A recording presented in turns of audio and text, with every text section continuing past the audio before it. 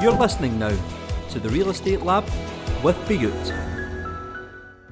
Hi everyone, and welcome back to another episode of the Real Estate Labs with Bayut.com.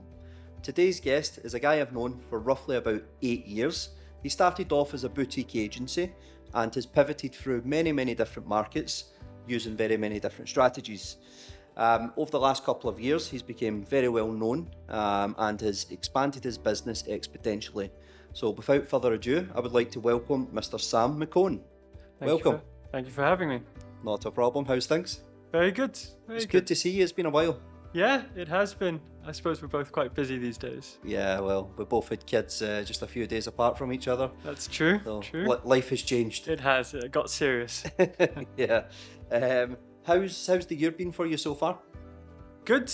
I mean, as you mentioned, we've been on a growth journey. Yep. So every month we bring in fresh agents, and that helps us grow the business in general. But not only that, the market's been exceptionally buoyant.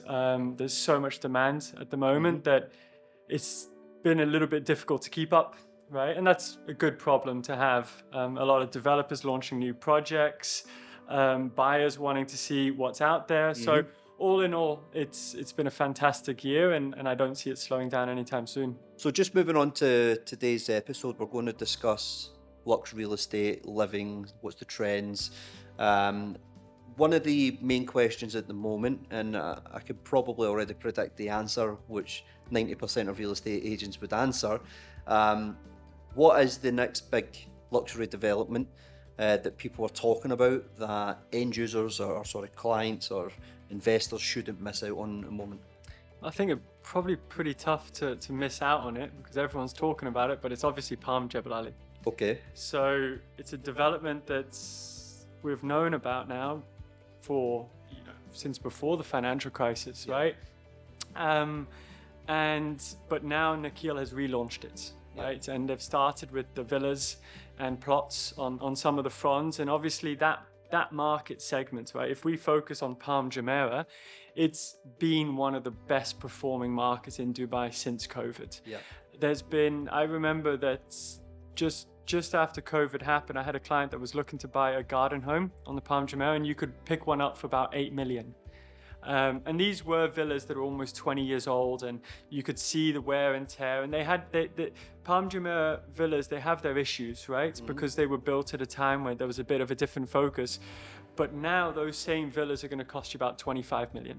So just think of that increase, right? 200%. Yeah.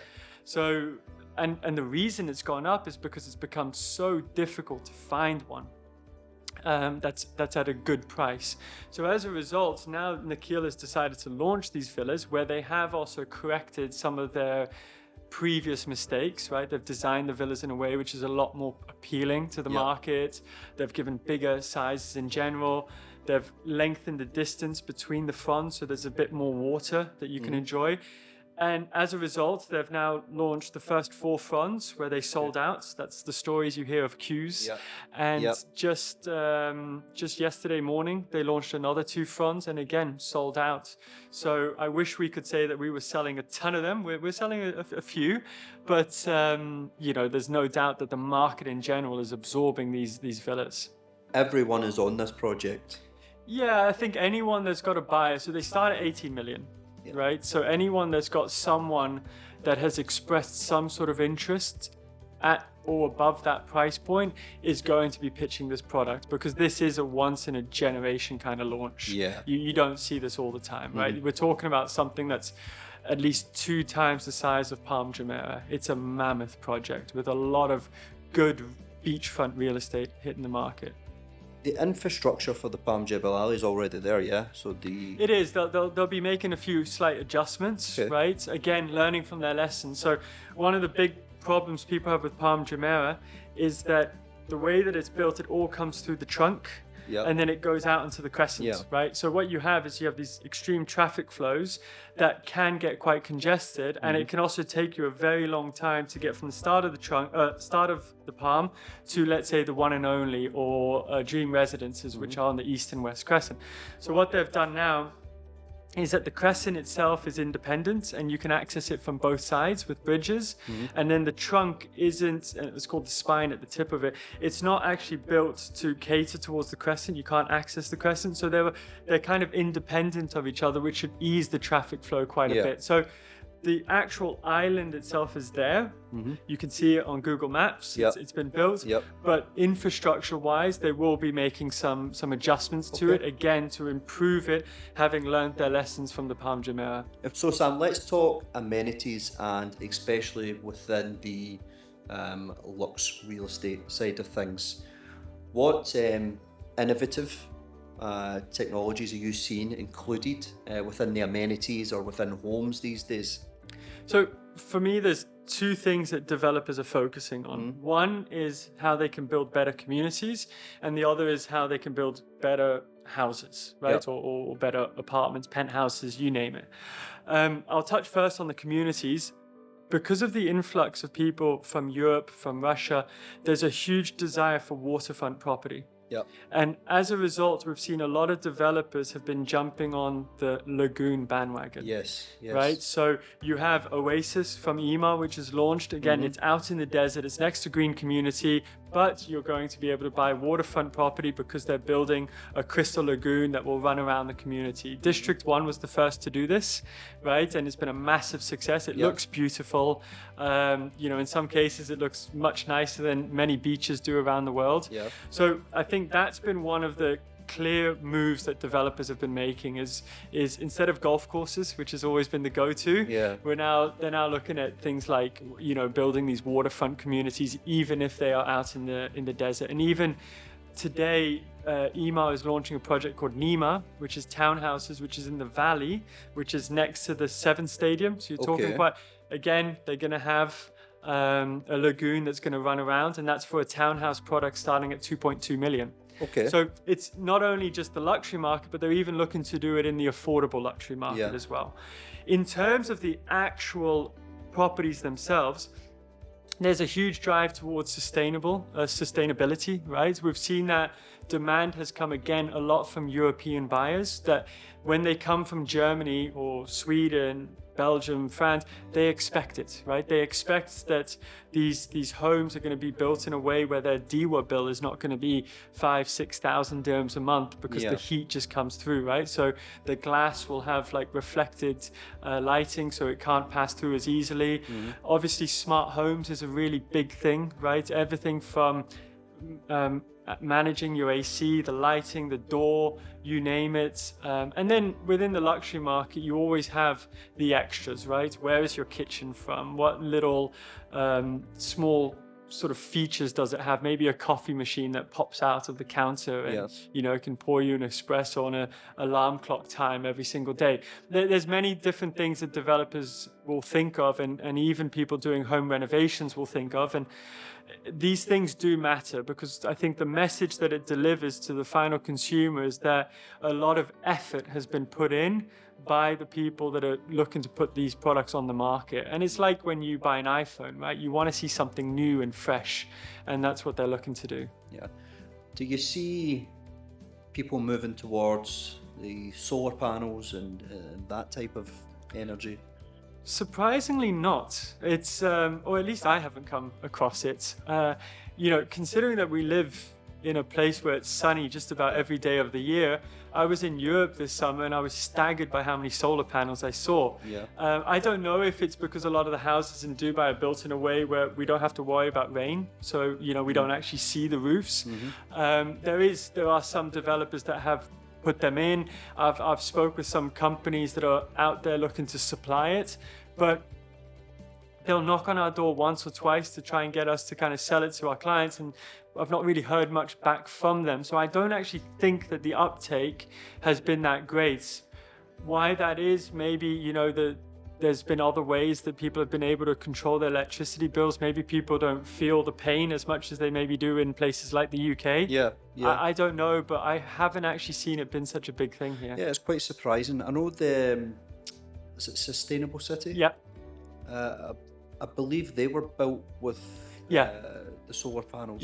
They have them. But again, you're talking about a relatively small project compared to everything else that we're seeing, right? And it's not, whenever we get a new project, it's all about the pitch. It's all about the marketing materials that are given to us. And it's not something that's really spoken about, right? Which means either one of two things. It either means that they're not doing it, or it means that it's not something that they perceive to be important enough to discuss it. Okay, Sam, so Dubai offers a very sort of diverse type of living, from the urban high-rises to the beachfront living. Would you say for the lux market or the luxury market there is a more in-demand type? So I would definitely say waterfront is a huge thing that every buyer is looking for, and villas over apartments. Yeah. So that sort of combination would probably give you the most in-demand product, right? And that's why, again, Palm Jumeirah, we have seen those kind of price increases because it's offered exactly that, right? You can buy your 25 million dirham garden home, you can renovate it, turn it into the exact type of property you want, and you have your own beach right in front of your villa, right? That is what Palm Jebel Ali is being launched off the back of. It's that demand. And that's why they're launching 4 fronts in one day, each front with about 200 villas and selling out. Yeah. Tells you everything you need to know, right? Now, having said that, we have also seen a lot of luxury apartments doing exceptionally well as well, right? On the Palm, in Marina, even in downtown. So there is there's demand across the board. I think that's one thing that's very, very clear. But the further out you go from the coast, the more you're going to have to find other ways to appeal to the market. Yeah. So it's definitely, and I think it makes a lot of sense. If you're a person that's come over to Dubai from Germany, and you've got your house in Germany and you're thinking of uprooting and bringing your family here, what is it that appeals to you, right? You're thinking sunshine, beach, that's what you're after, right? You're having a green community. Well, it's probably going to be quite difficult to replicate here in Dubai what they already have back in Germany, right? But Germany doesn't have the same beaches that Dubai has. So I think it's appealing to the real positives that Dubai has to offer.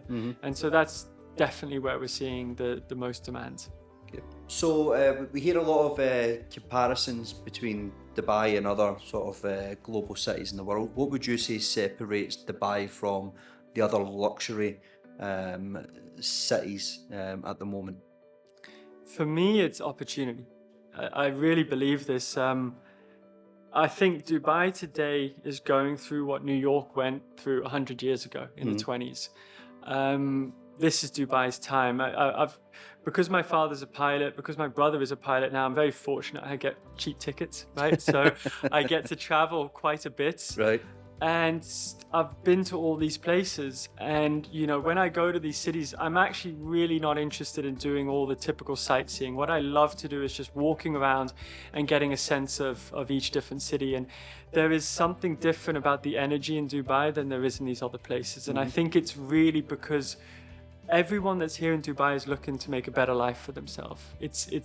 They're feeling stagnant back at home, and they want to come and they want to have better job prospects. They want to have better education for their kids. They want to find a work-life balance that's going to work for them. And again, Dubai isn't for everyone, and a lot of people do struggle, and it's an exceptionally expensive city. So if you don't have the right career or the right company that you're working for, you might be listening to me thinking I'm talking a load of rubbish. But that's why people come here, and I think that energy is contagious. Yeah. And this month, because I've got a newborn, I wanted to spend a lot of time in Europe so that he could enjoy the better weather. But when I would come back to Dubai for a week or so to do a bit of work, it just felt different. Despite the 50-degree heat, it just felt different. Let's look at what you would consider to be your favourite luxury development, and why would you pick it? What features does it has, and why would that be? Why would that stand out to luxury property investors? So, top of my list would probably be Blue Waters. Nice. I don't necessarily rate the individual apartments. I don't think that they're top finish, right? There's many other developments which where developers have put a lot more focus in the finer details, but you can always change that. So for me, that's never been the absolute focus. What I love about Blue Waters is that it's a relatively small community. It's just under 700 apartments. It's waterfront, so I think it ticks that box very nicely. It's this little private island.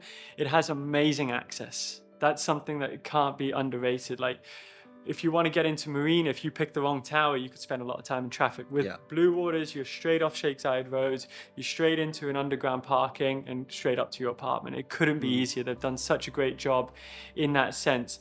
It has a couple of hotels, right? So you have, even though you don't have beach access from your apartment, you can go and enjoy a day pass at Caesar's Palace, which is now going to become the Banyan Tree.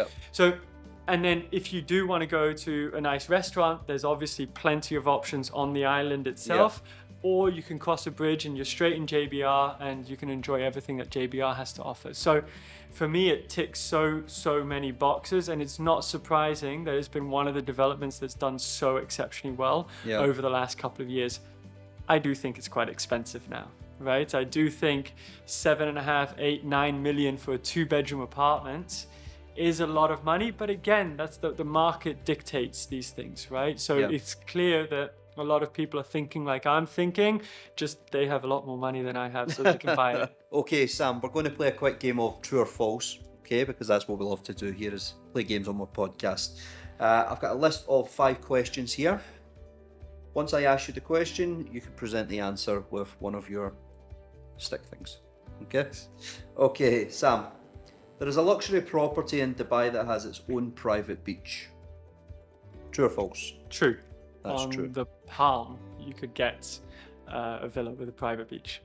Okay, that is correct. Sam, question number 2. In Dubai, you can find homes with bedrooms underwater. True, although I don't know if I would call them homes, because we're referring to the seahorses in the heart of Europe. And technically, if I'm not mistaken, never sold one myself, so I'm only going by what I've heard, they are not real estate because they move. So it's almost like you're buying a boat. But would you argue that it's still a home, right? So it's where you live. Exactly. Yeah. Right. So like that's why I'd say a car true. parking space is real estate. Yes, I suppose. Yeah, it is a home, right? Or it can be a home. So yeah, the answer would be true. Perfect. Correct answer. We think. Question number 3. Properties in Palm Jebel Ali are only available for UAE nationals. False. So like most major master communities that have been launched since 2002, it's fully freehold. Anyone from anywhere in the world can buy it. Perfect. Question number 4. 3-bedroom apartment in Burj Khalifa is more expensive than a 3-bed villa in Dubai Hills Estate. I mean, it really depends on the unit, right? So you have some 3-bedroom villas in Dubai Hills that might be upgraded and might be really, really beautiful. But I would say on average, I would expect a 3-bedroom in Burj Khalifa to be more expensive. Okay. Question number 5. There are no service charges on luxury properties. I wish. False. Yeah. In fact, the service charges on luxury property can be considerably higher, and for good reason, right? Because the developers will put a lot more effort into the amenities that they provide, right? So, you can pay a hefty bill, but again, the people who buy these luxury properties can usually afford it. Same if you buy a luxury car, you take it for a service, it's same. It's expected. Yeah. Okay. Well, Sam, thank you very much for joining us today. It's been a pleasure to catch up with you again, as always. Hopefully you guys at home found it insightful. And if you would like to see anything on the next episode of the Real Estate Labs with Bayut, please drop a message below. Or if you'd like to take part in the episode, feel free to drop us a message. Thank you very much. And Sam, thank you. Thank you for having me. You're listening now to the Real Estate Lab with Bayut.